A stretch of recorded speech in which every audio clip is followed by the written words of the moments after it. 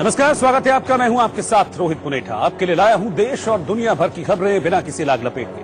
आप बस मेरे साथ 60 मिनट तक बने रहिए आंख कान खोल के। सबसे पहले 4 बड़ी खबरें। दुनिया भर में दहशत फैला रहा कोरोना वायरस अब भारत में भी खौफ का सबब बनता जा रहा है। दिल्ली में जिस शख्स को कोरोना वायरस था, उसकी वजह से नोएडा और आगरा में इसके फैलने की आशंका जताई जा रही है। हालांकि पीएम मोदी ने लोगों को भरोसा दिया है कि लोगों को इससे घबराने की जरूरत नहीं है। नागरिकता संशोधन कानून को लेकर मोदी सरकार पर हमलावर पश्चिम बंगाल की मुख्यमंत्री ममता बनर्जी ने दो टूक कहा कि बांग्लादेश से आए वो सभी लोग भारतीय नागरिक हैं जो चुनाव में वोट डाल रहे हैं। ममता बनर्जी ने यह भी कहा कि ऐसे लोगों को फिर से नागरिकता के लिए आवेदन करने की कोई जरूरत नहीं है। झारखंड के दुमका आई जा रही है।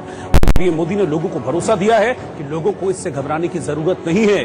नागरिकता संशोधन कानून को लेकर मोदी सरकार पर हमलावर पश्चिम बंगाल की मुख्यमंत्री ममता बनर्जी ने दो टूक कहा कि बांग्लादेश से आए वो सभी लोग भारतीय नागरिक हैं जो चुनाव में वोट डाल रहे हैं। ममता बनर्जी ने यह भी कहा कि ऐसे लोगों को फिर से नागरिकता के लिए आवेदन करने की कोई जरूरत नहीं है। झारखंड के दुमका जिले में एक 6 साल की मासूम बच्ची की गैंगरेप के बाद हत्या के आरोप में पॉक्सो कोर्ट ने 3 दोषियों को महज 4 दिन की सुनवाई में मौत की सजा सुना दी। ये मामला रामगढ़ इलाके का है, जहां विशेष न्यायाधीश तौफीकुल हसन की अदालत ने ये बड़ा फैसला सुनाया। और दुनिया भर में कोरोना के खतरे के बीच इंटरनेशनल ओलंपिक काउंसिल ने बयान जारी कर साफ कर दिया है कि वो इस साल जुलाई अगस्त में होने वाले टोक्यो ओलंपिक खेलों के सफल आयोजन के लिए प्रतिबद्ध हैं और सभी खिलाड़ियों को इसकी तैयारी में जुटे रहने के लिए पूरा समर्थन दिया जा रहा है। उत्तर प्रदेश में स्कूल में डांस करने पर प्रधानाध्यापिका को सस्पेंड कर दिया गया। उत्तर प्रदेश में फिरोजाबाद के एक सरकारी स्कूल में प्रधानाध्यापिका ने सपना चौधरी के मशहूर गाने पर जमकर डांस किया। इस घटना के बाद बेसिक शिक्षा अधिकारी ने प्राचार्य सहित 6 कर्मचारियों को सस्पेंड कर दिया।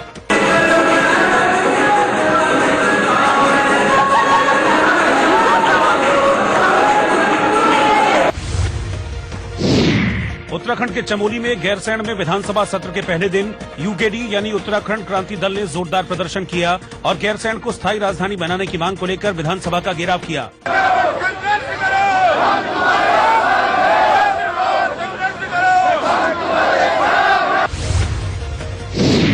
हैदराबाद के एलबी नगर इलाके में एक बिल्डिंग से एक युवक ने खुदकुशी की धमकी देते हुए छलांग लगा दी, जिसमें वो घायल हो गया। मौके पर मौजूद लोगों ने इस युवक को कूदने से रोकने की काफी कोशिश की थी। उत्तर प्रदेश के मैनपुरी में स्टेशन रोड पर 2 सांड आपस में लड़ने लगे। इस दौरान यहां से गुजर रहे बाइक पर सवार 2 लोगों की सांड से टक्कर हो गई। दोनों युवकों ने भागकर अपनी जान बचाई।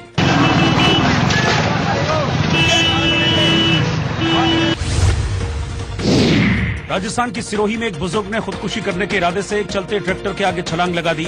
इस हादसे में बुजुर्ग के दोनों पैर जख्मी हो गए।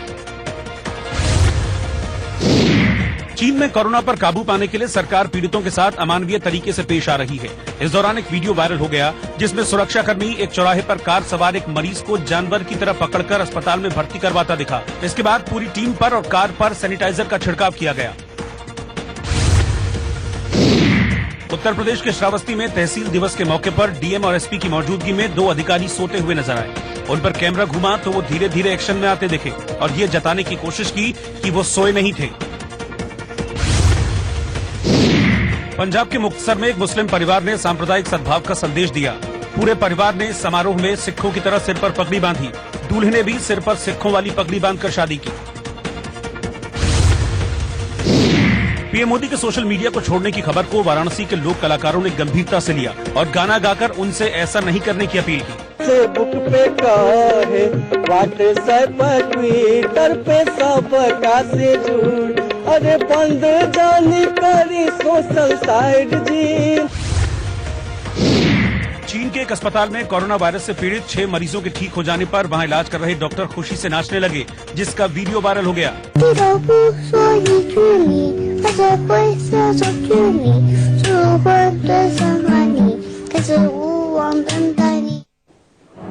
चीन में कोरोना वायरस जिस तरह से एक दूसरे शख्स तक पहुंच रहा है, वैसा ही कुछ भारत में भी अब देखने को मिल रहा है। क्योंकि दिल्ली में जिस शख्स को कोरोना वायरस था, अब उसकी वजह से नोएडा और आगरा में कोरोना के फैलने का खतरा बढ़ गया है। क्योंकि दिल्ली में जो शख्स कोरोना पीड़ित है, वो इटली से लौटा था, जहां कोरोना से 50 से ज्यादा लोग मारे गए हैं। हैरानी की बात यह है कि उसी शख्स से उसके बच्चों के भी संक्रमित होने का खतरा बढ़ गया है। यही वजह है कि जैसे ही पता चला वैसे ही नोएडा के एक नामी स्कूल में कोरोना वायरस को लेकर हड़कंप मच गया और इस नामी स्कूल ने अभिभावकों को फोन करके अपने बच्चों को घर ले जाने को कहा। स्कूल ने अभिभावकों से अपील की है कि अगर उनके बच्चों को जुकाम सर्दी है तो उन्हें स्कूल न भेजें। दरअसल इस स्कूल में पढ़ने वाले एक बच्चे के पिता कोरोना वायरस की चपेट में हैं। इटली से लौटे इस शख्स ने आगरा में एक पार्टी रखी थी जिसमें स्कूल के 2 बच्चों समेत 5 लोग शामिल हुए थे। अब इन बच्चों समेत इन 5 लोगों की जांच की जा रही है, जिसके बाद फिलहाल 3 दिन के लिए स्कूल को बंद कर दिया गया है। इसके चलते स्कूल में पढ़ने वाले बच्चों के परिजनों में हड़कंप है। हालांकि इस बीच स्वास्थ्य विभाग को जानकारी मिलने पर तुरंत 2 बच्चों के सैंपल लिए गए। गनीमत है कि अभी तक किसी भी बच्चे में कोरोना वायरस की पुष्टि नहीं हुई है, लेकिन उन्हें निगरानी में रखा गया है। उसके लिए जो जिन भी क्लासेस में गए थे, जिन भी बसेस में गए थे, पूरे स्कूल को सैनिटाइज करा लिया जा रहा है और जिन भी बसों का उन्होंने उपयोग किया था सब बसों को भी में जितने बच्चे थे उनको भी सर्विलेंस में रख लिया गया है। वहीं नोएडा के विधायक पंकज सिंह ने भी किसी को न घबराने की सलाह दी है। से मैं अपील करना चाहता हूं कि ऐसा कहीं पर भी इसमें बहुत परेशान होने की, पैनिक करने की जरूरत नहीं है और कहीं पर भी अगर कोई लक्षण भी अगर कहीं मिले तो सरकार, प्रशासन पूरी तरीके से मुस्तैद है और तुरंत उसकी जानकारी जिला प्रशासन को और सीएमओ को, वहां पर स्वास्थ्य विभाग को बिल्कुल दें। सरकार किसी भी परिस्थिति में इससे निपटने के लिए बिल्कुल तैयार है। कुल मिलाकर कोरोना को लेकर नोएडा, आगरा से लेकर दिल्ली तक हड़कंप मचा हुआ है, जिसने लोगों को डरा दिया है। क्योंकि भले ही भारत में कोरोना ने अभी तक पैर न पसारे हों, लेकिन चीन में इंसान से इंसान में फैलने वाले कोरोना से हुई मौतों से लोग सहमे हुए हैं।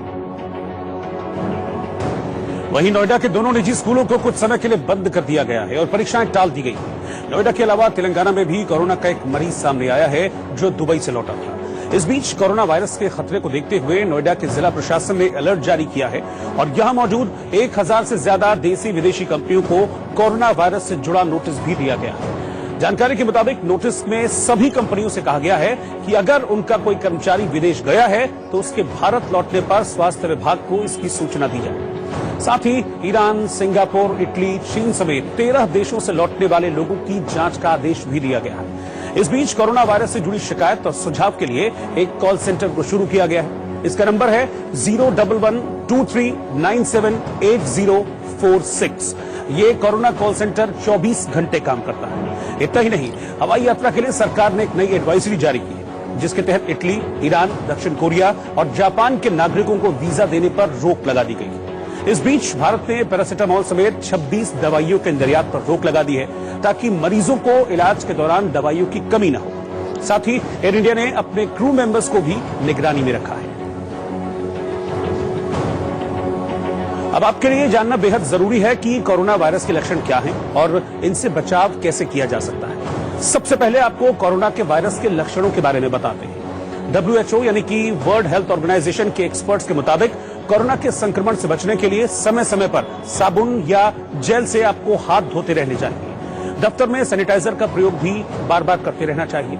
टिश्यू पेपर यूज करने के बाद उसे अपने पास बिल्कुल भी न रहने दें और उसे तत्काल कूड़ेदान में डाल दें। घर से बाहर लौटें तो तत्काल नहा लें, तुरंत नहा लें और साफ सुथरे कपड़े पहनें। दूसरे छींक के जो कोई दूसरा अगर छींकता है तो खुद को उसके प्रभाव में आने से बचाएं। खुद भी छींकने या खांसते वक्त अपना मुंह ढक लें और अगर थोड़ी सी भी तबीयत खराब होती है तो फिर तत्काल ऐसे में डॉक्टर से मिलें। खांसी और बुखार आने पर बिल्कुल भी लापरवाही न करें और तुरंत डॉक्टर से जाकर मिलें। खांसी, सर्दी और बुखार से पीड़ित शख्स के संपर्क में बिल्कुल भी न आए। सार्वजनिक जगहों पर थूकने और मल मूत्र त्याग करने से बचें। बहुत जरूरी ना हो तो इस वक्त बहुत ज्यादा जो भीड़ भाड़ वाली जगह है वहां पर जाने से खुद को बचाए रखें और संभव हो तो जीव जंतुओं से भी दूरी बनाए रखें। अधपके मांस या मछली बिल्कुल भी न खाएं। इसके अलावा मीट, मछली और चिकन मार्केट जो होता है वहां पर जाने से जरूर बचें।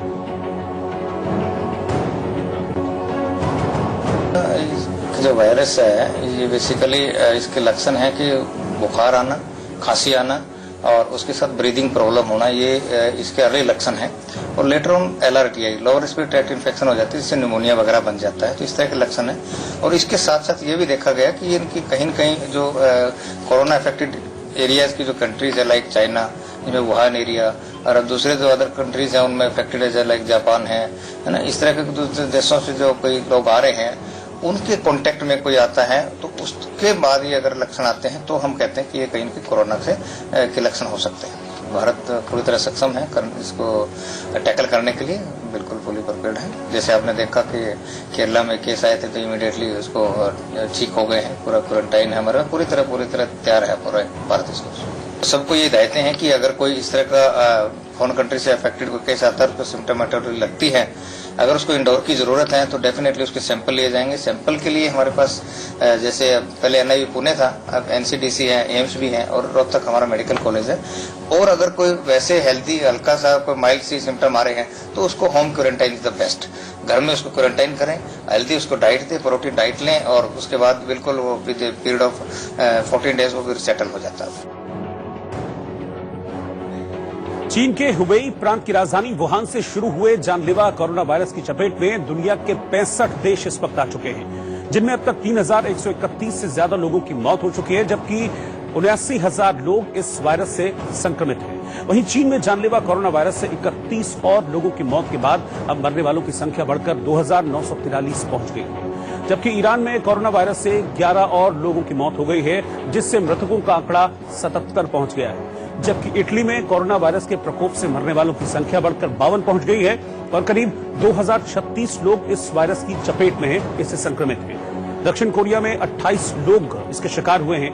वहीं जापान में 6 लोग कोरोना के कहर से मारे जा चुके हैं, जबकि जापान के तट पर खड़े डायमंड प्रिंसेस नाम के जहाज पर भी 7 लोगों की मौत हो चुकी है। अमेरिका में कोरोना वायरस से मरने वालों की संख्या 6 हो गई है। सोमवार को यह आंकड़ा निकलकर सामने आया था, जिसमें 6 लोगों की मौत हो गई थी।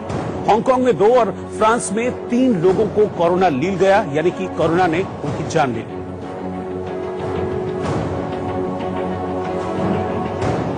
कोरोना वायरस से पूरी दुनिया दहशत में है, लेकिन असम में बीजेपी के नेता सुमन हरिप्रिया ने यह दावा करके सबको हैरान कर दिया कि गौमूत्र से कोरोना का इलाज मुमकिन है। हालांकि केंद्र सरकार कोरोना वायरस की रोकथाम के लिए तेजी से काम में जुटी है। और बीजेपी नेता सुमन हरिप्रिया ने असम विधानसभा में दावा किया कि कोरोना वायरस का इलाज गौमूत्र से मुमकिन है। আগৰ ঋষিমুনিবিলাকতো যে গৰুৰ গোবৰেৰে যজ্ঞ কৰিছিল, গৰুৰ গোবৰৰ লগত অলপমান তেওঁলোকে আয়ুৰ্বেদিক দ্ৰব্য মিলাই এনেকুৱা ধৰণৰ যজ্ঞত আহুতি দিছিল। এই গোটেই 5 কিলোমিটাৰ 10 কিলোমিটাৰ অঞ্চল মানে ধোঁৱাটোৱে পবিত্ৰ কৰি দিয়ে। মই ভাবো যে কৰোনা ভাইৰাছটোতো এনেকুৱা ধৰণৰ আমি যদি প্ৰয়োগ কৰোঁ নিশ্চয় উপকৃত হ'ব। लेकिन कांग्रेस को हरिप्रिया सुमन नीम हकीम नजर आई। लोगों की जान खतरे में न पड़ जाए, इसीलिए पार्टी ने मुख्यमंत्री को सफाई देने की नसीहत दी। अगर ये गलत बात कहा गया है तो इसको खंडन करना सही है, नहीं तो कोई बीमारी होने से भी आदमी प्रॉपर जो ट्रीटमेंट लेना चाहिए वहाँ नहीं पहुँचेगा और ऐसा गलत ट्रीटमेंट लेके जो ट्रीटमेंट ही नहीं है ऐसा लेके उसका जीवन का नष्ट हो सकता है। असम की बीजेपी नेता का सुझाव अपनी जगह है, लेकिन कोरोना वायरस को लेकर केंद्र सरकार गंभीर है, क्योंकि अब कोरोना वायरस के भारत में एंट्री की खबर है।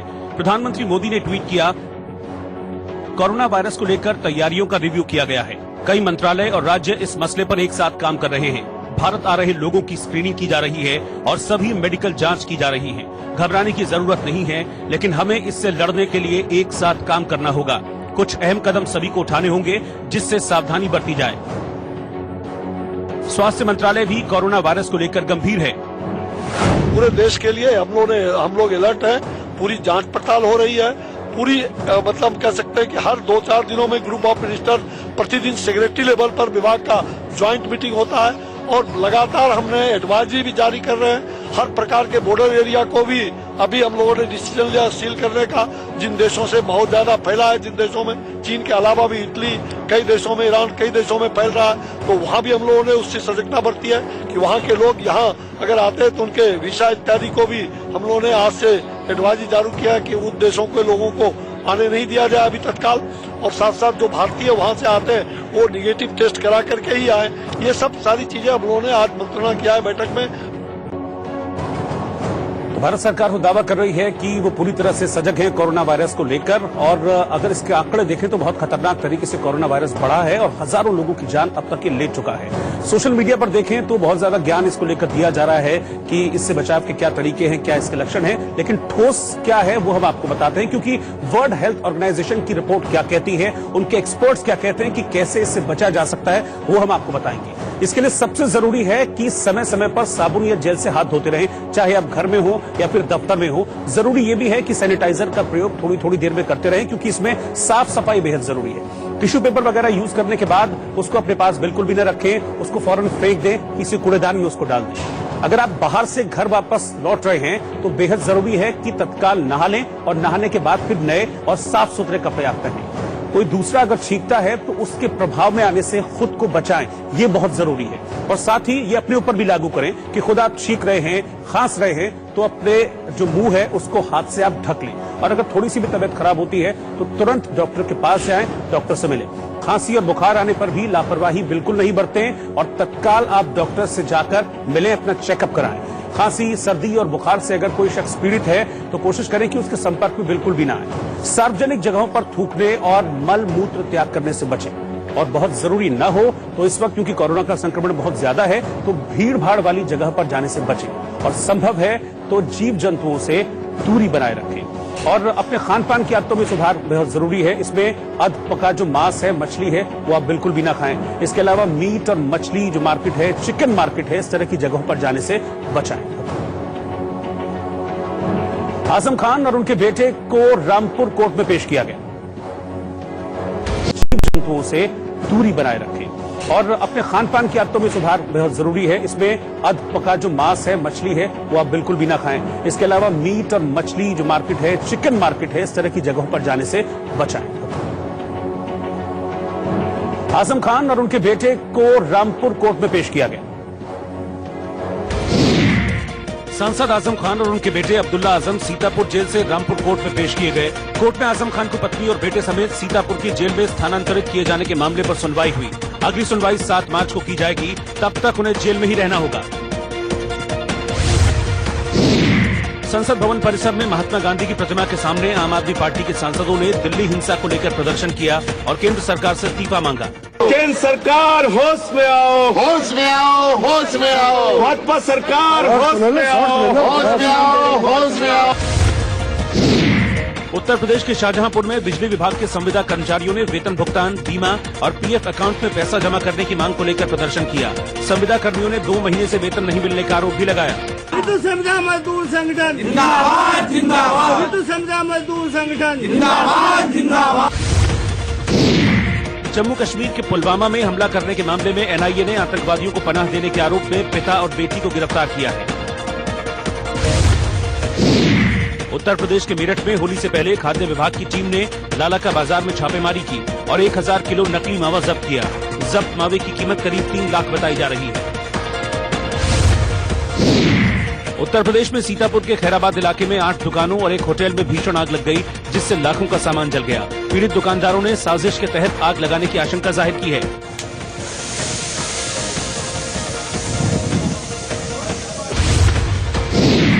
लोकसभा अध्यक्ष ओम बिरला ने सदन में बताया कि दिल्ली हिंसा पर सरकार बहस के लिए तैयार है और इस पर होली के बाद 11 मार्च को बहस की जाएगी। मध्य प्रदेश के सागर में सड़क, पानी और बिजली समेत कई मुद्दों को लेकर विधायक शैलेंद्र जैन की अगुवाई में सैकड़ों लोगों ने नगर निगम का घेराव किया और नारेबाजी की।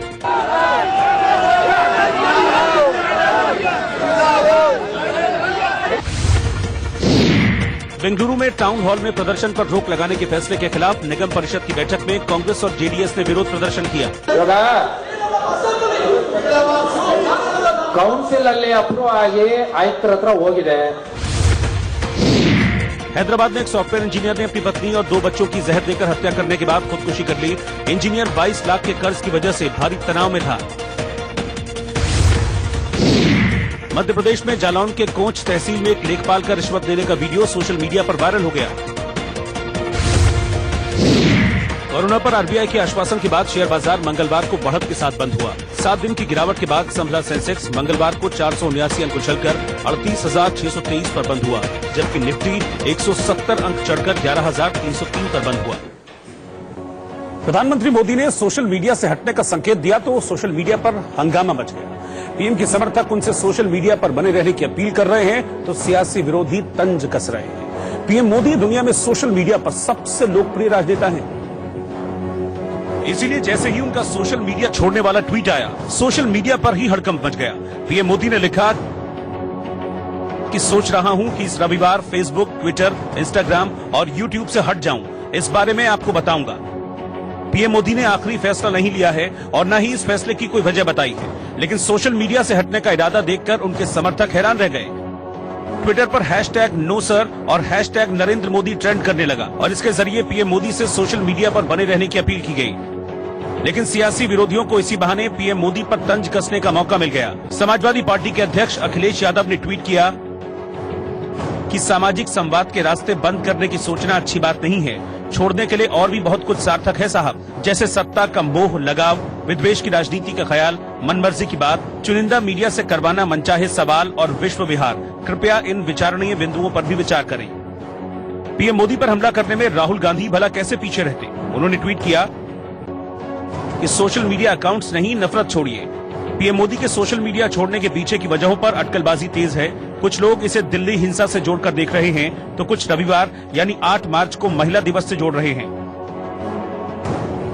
सोशल मीडिया पर लोकप्रियता और सक्रियता के मामले में प्रधानमंत्री मोदी दुनिया के बड़े नेताओं की लिस्ट में है। पीएम मोदी के ट्विटर पर 5.33 करोड़, फेसबुक पर 4,46,000 करोड़ और इंस्टाग्राम पर 3,52,000 करोड़। इसके अलावा यूट्यूब पर 45 लाख फॉलोअर्स हैं। सोशल मीडिया के सभी प्लेटफॉर्म की बात करें तो पूरी दुनिया में सिर्फ अमेरिका के पूर्व राष्ट्रपति बराक ओबामा ही उनसे आगे हैं। बराक ओबामा के 19 करोड़ 52 लाख फॉलोअर्स हैं, जबकि प्रधानमंत्री मोदी के 13 करोड़ 31 लाख फॉलोअर्स हैं। मौजूदा पीएम या प्रेसिडेंट की बात करें तो ट्विटर पर पीएम मोदी से ज्यादा लोकप्रिय सिर्फ अमेरिकी राष्ट्रपति डोनाल्ड ट्रंप हैं। ट्विटर पर ट्रंप के 7 करोड़ 32 लाख फॉलोअर्स हैं और प्रधानमंत्री मोदी के 5 करोड़ 33 लाख फॉलोअर्स हैं। भारत में ट्विटर पर प्रधानमंत्री मोदी से ज्यादा फॉलोअर्स किसी के नहीं है। पीएम मोदी के 5 करोड़ 33 लाख फॉलोअर्स के सामने अमिताभ बच्चन के 4 करोड़ 2 लाख फॉलोअर्स और शाहरुख खान के 3 करोड़ 98 लाख फॉलोअर्स हैं। और ऐसी अटकलबाजियां सियासी गलियारों में भी होती रही। विपक्ष ने तंज कसा तो बीजेपी के नेता भी अलग जवाब देते हुए नजर आए। उनके जितने भी फुट सोल्जर्स हैं, उनके जो कार्यकर्ता हैं, उनमें जो जहर घोल दिया है उन्होंने, वो क्या चुप बैठे हैं? उनको कैसे चुप करेंगे? अगर उनको वाकई में शांति स्थापित करनी है तो बीजेपी का आईटी सेल और उनकी जो ट्रोल आर्मी है उसे वो बंद करें। अब नरेंद्र मोदी जी सोशल मीडिया का त्याग करें तो उनके जो फॉलोअर्स हैं वो अनाथ हो जाएंगे।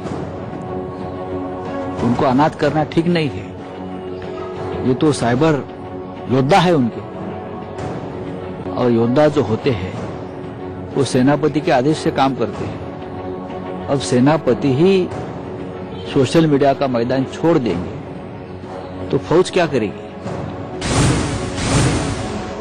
अगर वो छोड़ रहे हैं, ये एक प्रेस में ये भी बात आ रही है कि शायद वो नाखुश है कि उनके कार्डर्स या उनकी पार्टी के लोग जो हैं उनकी शायद पॉलिसी से सहमत नहीं या उनकी सोच से सहमत नहीं है। तो ये तो एक बहुत गंभीर बात है और मेरा ख्याल है इसकी बकायदा तौर पीएम को क्लैरिफिकेशन देनी चाहिए कि what is the reason.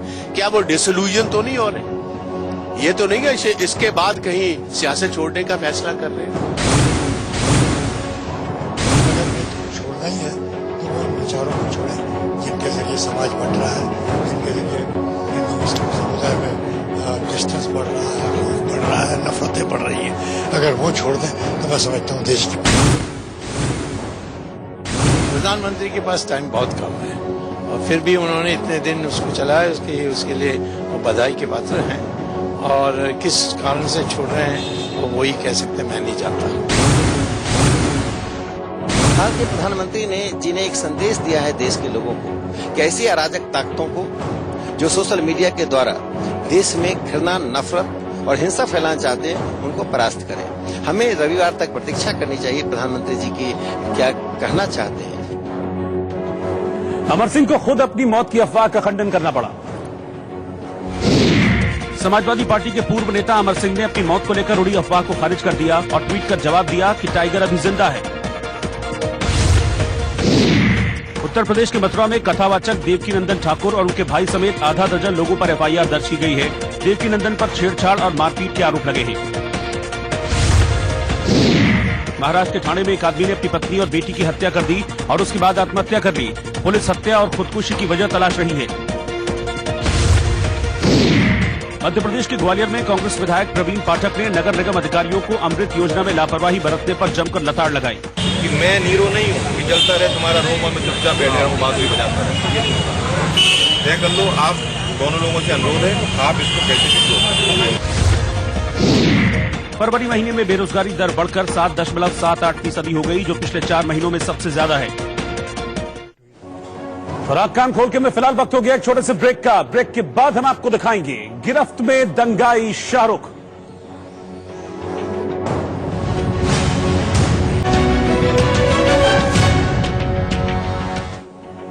Uttar Pradesh के अलीगढ़ में सीएए के खिलाफ हो रहे मुस्लिम महिलाओं के प्रदर्शन के बीच एक महिला ने चौंकाने वाला खुलासा किया।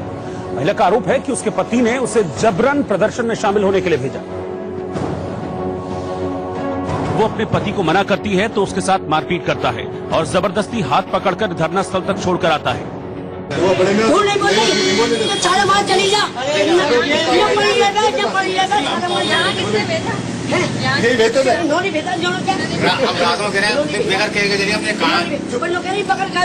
आपको झूठ बोल कर कह रहे हैं कि पकड़ कर चली जाए। चलो पूरा महल्ला बता देना। पति पर आरोप लगाती इस बुजुर्ग महिला का सोशल मीडिया पर वीडियो काफी वायरल हो रहा है।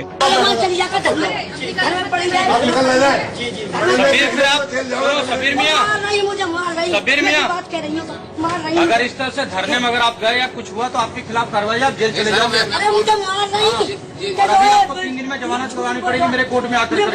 अभी तुरंत, अभी आपका नाम आया हुआ, अभी आपको जमानत करवानी पड़ेगी 1-1 लाख। लेकिन पति का कहना है कि उनकी पत्नी झूठ बोल रही है, जिस पर पुलिस ने पति पर दबाव न बनाने की बात कही। अभी मैंने यो कही मैंने कहा तुमने मैं मेरी याद ना रही सबसे कहने की कि मुझे सारा माल भेजा है, तुम्हें यहाँ चली गई। दिमाग खराब है, मारे बाबा तुम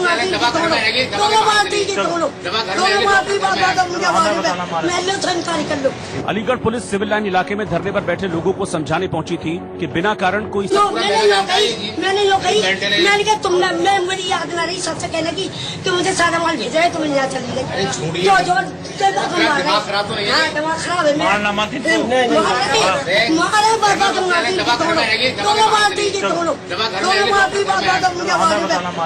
इंकारी कर लो।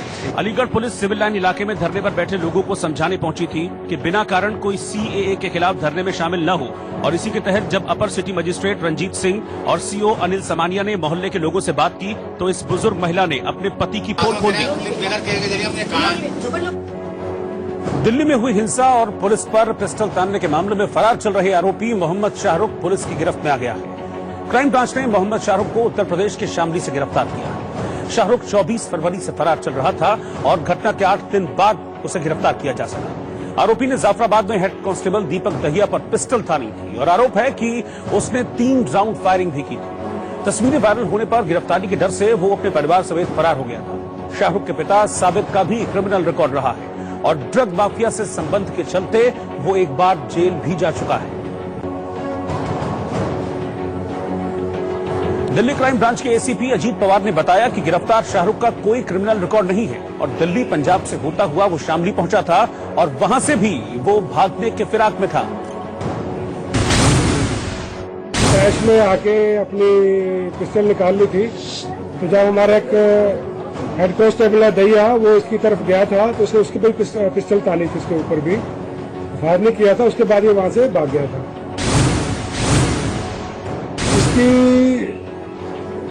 वहां से उस इंसिडेंट के बाद ये अपनी गाड़ी है इसके पास, उसमें कुछ दिन दिल्ली में घूमता रहा कुछ देर, फिर ये पंजाब की तरफ चला गया, फिर ये बरेली होता हुआ शामली में पाया गया था।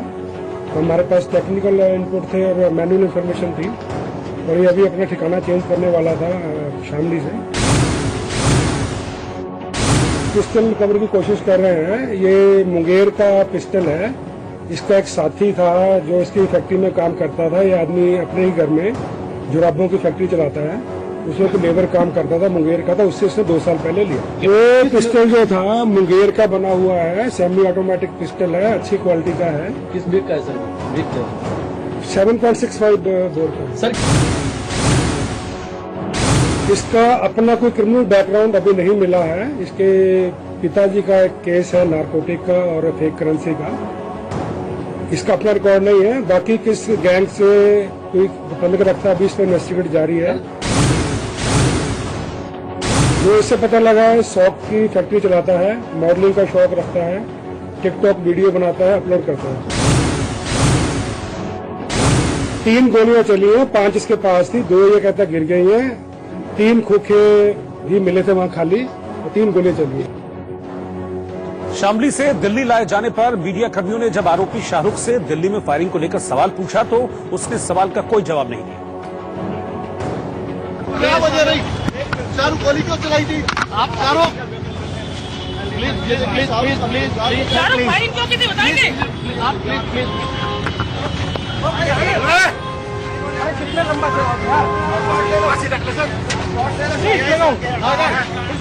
शाहरुख को फिलहाल गिरफ्तार कर, शाहरुख गोली क्यों चलाई?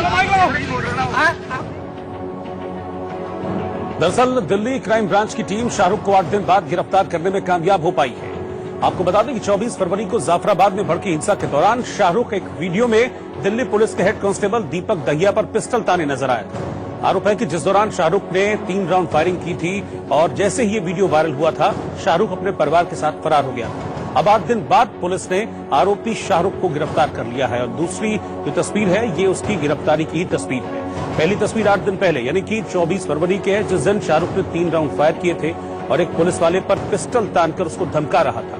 और दूसरी तस्वीर आज की है जब उसे गिरफ्तार कर लिया गया है यूपी की शामली से। दिल्ली पुलिस को इस बात के लिए बधाई है कि उसने इनिशिएटिव उनका लेने के बाद और उनको कम से कम सफलता मिली है। और लोगों को भी ये लगेगा कि कानून भी अपना काम करता है, कानून से बचकर कोई जा नहीं पाएगा। ये दंगाई आतंकवादी गतिविधि के प्रकार से किसी प्रकार की फायरिंगबाजी कर रहे थे, तो कहीं ना कहीं ये उन लोगों के लिए सबक है कि जो कानून से अपने आप को बड़ा समझते हैं। और इसी बीच इंडिया न्यूज की टीम दिल्ली हिंसा में सबसे ज्यादा प्रभावित हुए शिव विहार इलाके पहुंची। ये वो इलाका है जहां हिंसा के बाद अब तक कोई भी मीडिया संस्थान नहीं पहुंचा। मैं आपको दिखा देता हूँ तस्वीर, आप देखिए किस तरीके से बाइकें और घर जले हुए हैं। और यही तस्वीर है कि मनीष सिसोदिया यहाँ पर है, डिप्टी सीएम दिल्ली के, और वो इस इलाके में जिन लोगों के घरों में आग लगाई गई उनसे मिल रहे हैं, उनसे बातचीत कर रहे हैं। क्योंकि इस गली में अगर आप देखेंगे तो करीब 40% घर आपको जले हुए नजर आएंगे। हर दूसरा घर आपको जला हुआ नजर आएगा। घरों के अंदर से सामान निकालकर जला दिया गया। ये तस्वीर अगर आप देखेंगे, बाइक जो घर के अंदर मौजूद थी उन्हें बाहर निकाला गया, उनमें आग लगा दी गई। घर का जो बाकी सामान है, फ्रिज, ये आप देखेंगे इसे जला दिया गया है। और घर के नीचे का हिस्सा देखेंगे जला हुआ है। सामने वाला आप देखेंगे तो पूरा का पूरा 3-4 मंजिला ये घर है जो पूरी तरीके से जला दिया गया है। अब मनीष सिसोदिया यहाँ पहुंच रहे हैं और जिन जिन लोगों के घर जले हुए हैं उनसे मिल रहे हैं, उनसे डिटेल ले रहे हैं। क्योंकि दिल्ली सरकार ने राहत की बात भी कही है कि तमाम लोगों को राहत दी जाएगी, तो राहत भी पूछ रहे हैं कि लोगों को मिल रही है कि नहीं मिल रही। 25,000 रुपये शुरुआत में दिल्ली सरकार तमाम लोगों को दे रही है राहत के तौर पर। अब डिप्टी सीएम इस इलाके के लोगों से मिलते हुए और ये पूछते हुए घटना के बारे में और राहत का हिसाब किताब लगाते हुए, सामने जितने भी घर हैं, जितने भी चीजें हैं उन्हें जलाया गया है। और डिप्टी सीएम यहाँ पहुंचे हैं, लोगों से बातचीत कर रहे हैं, राहत की चीजें जान रहे हैं। और ये आप देखेंगे सामने वाली फैक्ट्री जो पूरी तरीके से जला दी गई है, उसमें देखते हुए ये तस्वीर आप देख लीजिए, घर का सामान बाहर निकालकर पूरी तरीके से जला दिया गया है।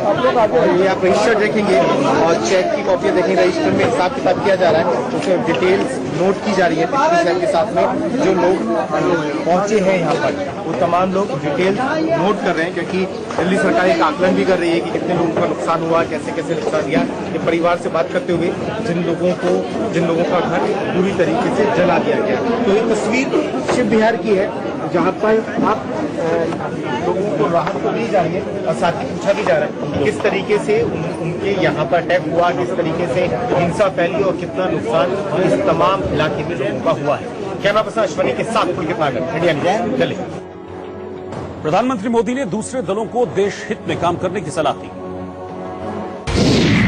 दिल्ली हिंसा पर जारी आरोप प्रत्यारोप के बीच प्रधानमंत्री नरेंद्र मोदी ने बीजेपी संसदीय दल की बैठक में दूसरी पार्टी के नेताओं को नसीहत दी और कहा कि दल से बड़ा देश होता है। दिल्ली हिंसा पर गृह मंत्रालय ने दिल्ली पुलिस से रिपोर्ट मांगी है। हिंसा में लापरवाही बरतने के आरोप में कुछ अधिकारियों पर कार्रवाई की संभावना है। दिल्ली पुलिस की क्राइम ब्रांच ने हेड कांस्टेबल दीपक दहिया पर बंदूक तानने वाले और 8 राउंड फायरिंग करने के आरोपी शाहरुख को उत्तर प्रदेश के शामली से गिरफ्तार कर लिया। आईबी अधिकारी अंकित शर्मा की हत्या के आरोपी ताहिर की तलाश में जुटी पुलिस को कुछ सुराग मिले हैं। ताहिर के दिल्ली में ही छिपे होने की आशंका है। नागरिकता कानून पर यूएनएचआरसी यानी United Nations human right council ने सुप्रीम कोर्ट में याचिका दाखिल की और इसे मानवाधिकार के खिलाफ बताया। वहीं भारत ने यूएनएचआरसी के दावे को खारिज कर दिया और इसे अपने अंदरूनी मामलों में दखल बताया। पंजाब के मुख्यमंत्री कैप्टन अमरिंदर सिंह ने महिला दिवस से पहले प्रदेश की महिलाओं को बड़ा तोहफा दिया है। घोषणा के मुताबिक प्रदेश में औरतों को बस में आधा किराया ही देना पड़ेगा।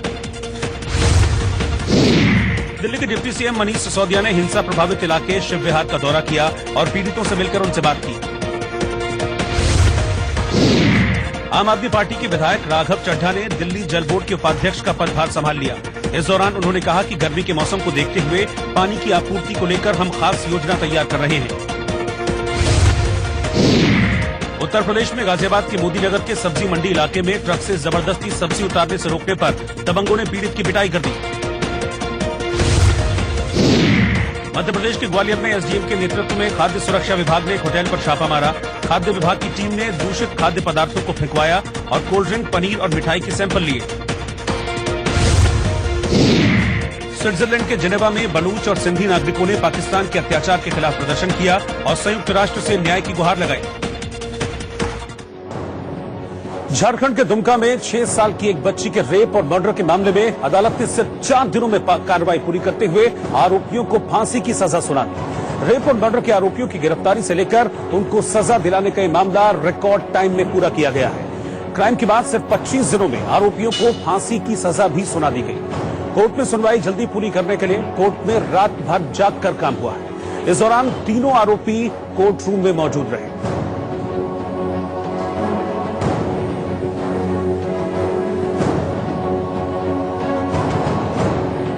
ट्रायल में चार्जशीट आया 25 तारीख और हम लोगों ने 3 दिन में सारा का सारा जो है जितनी भी गवाही थी हम लोगों ने कंक्लूड किया और चौथे दिन इसका रिजल्ट आ गया।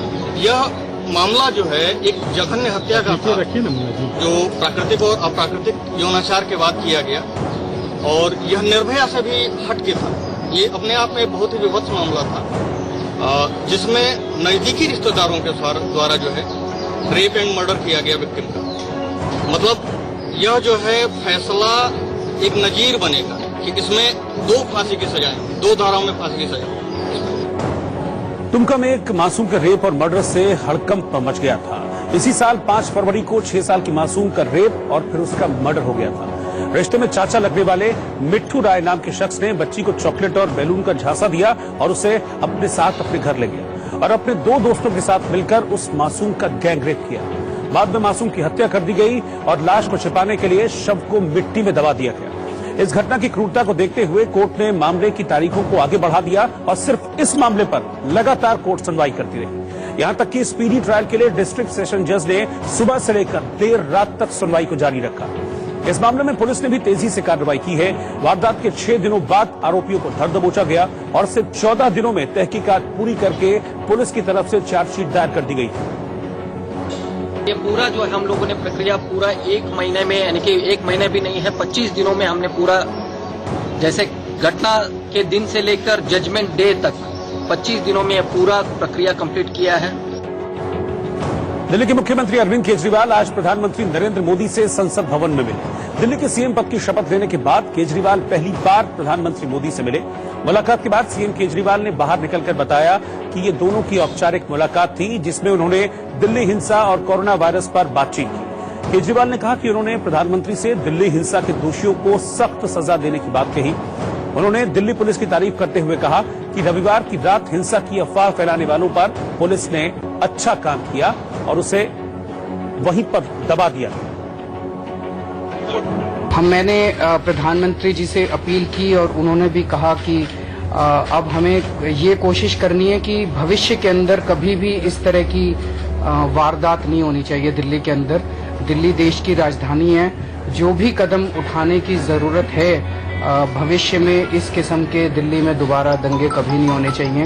ये हम सबके लिए चिंता का विषय है और जो भी इसमें स्टेप्स उठाने की जरूरत है, हम सबको मिलकर स्टेप्स उठाने चाहिए। ये दंगे करवाने के लिए जो भी जिम्मेदार हैं, मैंने उनसे निवेदन किया, चाहे वो किसी भी पार्टी के हों, चाहे वो किसी भी धर्म के हों, चाहे वो किसी भी कितने भी ऊंचे हों, कितने भी ऊंचा व्यक्ति क्यों ना हो, उसको बख्शा नहीं जाना चाहिए। उसके खिलाफ सख्त से सख्त कार्रवाई करनी चाहिए ताकि एक मैसेज जाए कि इस किस्म की हरकतों को बर्दाश्त नहीं किया जाएगा। उनसे अभी पिछले कुछ दिनों में जो दिल्ली में हालात हुए उस पर भी चर्चा हुई। मैंने उनको बताया कि अभी इतवार को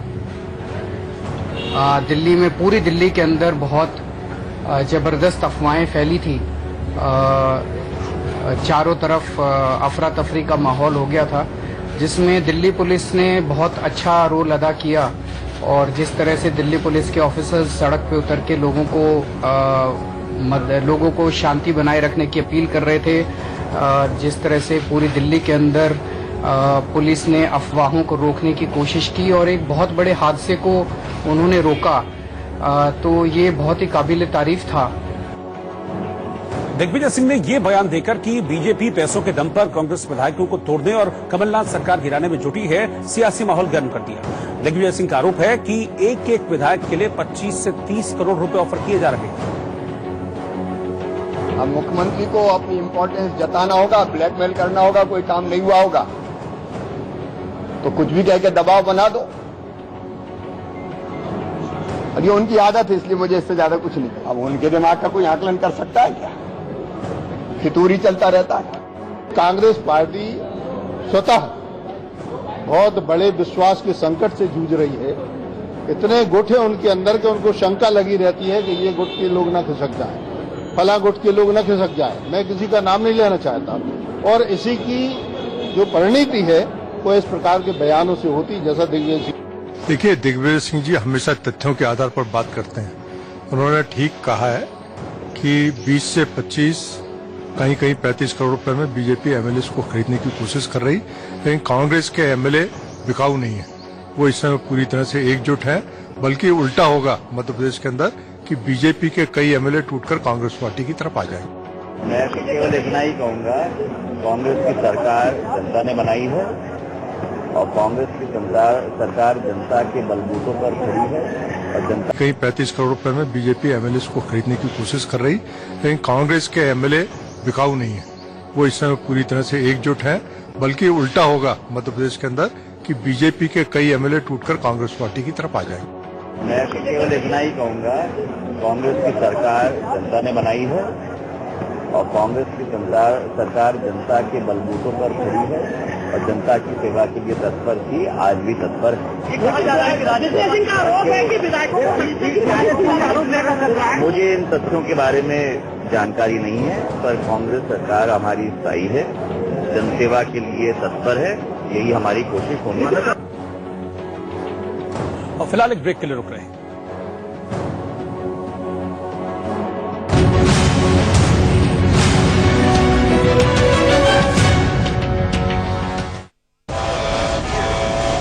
आखिरी पैराशूट। भैया आप बड़े हो, नहीं छोटे। मैंने तो लाइफ में सब कुछ देख लिया है, प्यार, मोहब्बत, दोस्ती, दुश्मनी, KYC, OTP, GST, यू से ट्यूब, टिक से टॉक, टीवी के सारे सीरियल 20 बार। सब कुछ कहाँ देखा है? ये नहीं देखा, ये हॉटस्टार, इस पे है सबसे ज्यादा एंटरटेनमेंट बिल्कुल फ्री, मतलब फ्री का फ्री, सबसे ज्यादा भी। Coffee? It's too late.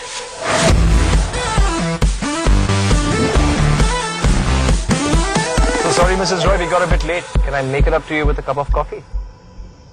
Sure, why not? The new Vitara Brezza with a powerful 1.5-liter petrol engine. Please repeat after me. The sunflower is yellow. Sunflower is yellow. The rose is red. Not worry, friend. Phone pay. Now let's see some examples. I have 3 books. No, Guru. Not worry friend, phone पे। Please repeat after me. I have. Thank you. A friend in need is friend in deed. Pankaj जैसे करोड़ों लोग phone पे इतना कुछ कर रहे हैं, आगे बढ़ रहे हैं। करते जा, बढ़ते जा, फोन पे। बेटा ज्यादा टीवी नहीं देखते हैं। बस मम्मी थोड़ी देर और। पुतुल बेटा मोबाइल ज्यादा यूज नहीं करते हैं। मम्मी बस अभी किया है। अब आप कब तक लैपटॉप पर काम करेंगे? कल प्रेजेंटेशन है। शुक्र है घर में आइसोटीन आयुर्वेदिक आई ड्रॉप है।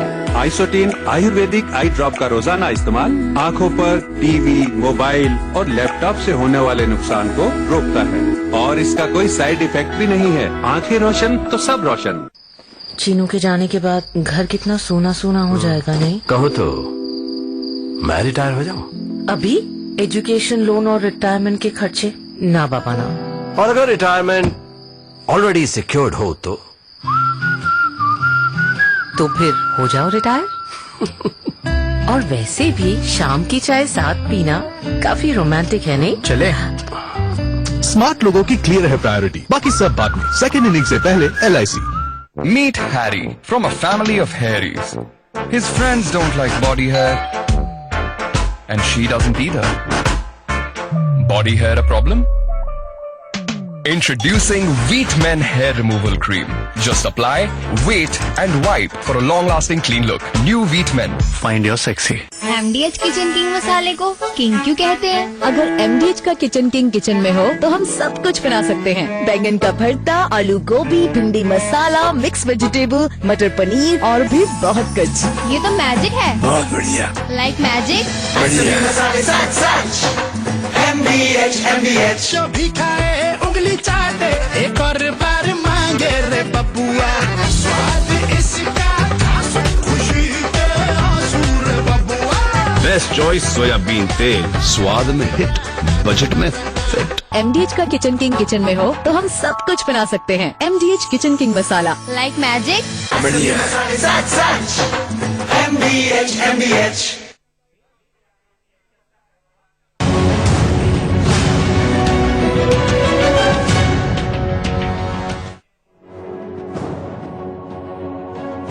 ने प्रदर्शन किया।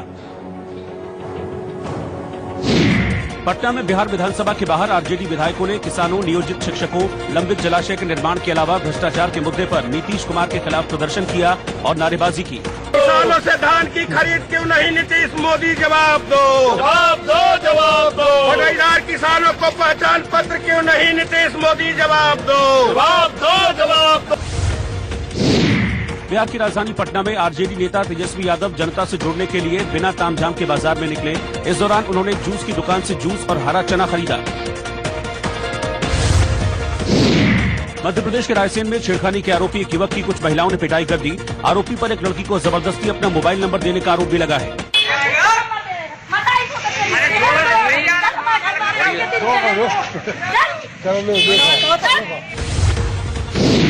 पंजाब में अमृतसर के भवानी नगर में एक बुजुर्ग पर घात लगाकर एक युवक ने हमला कर दिया और चाकू की नोक पर 50,000 रुपए लूट लिए।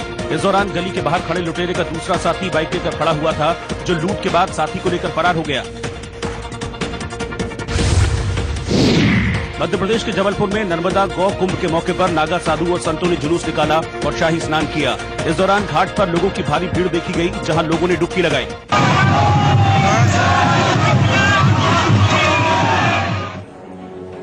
और अब चलते चलते आज का गीत। आज अभिनेत्री श्रद्धा कपूर का जन्मदिन है। साल 2017 में आई उनकी फिल्म हाफ गर्लफ्रेंड के इस खूबसूरत गीत के साथ आपको छोड़े जा रहे हैं। नमस्कार।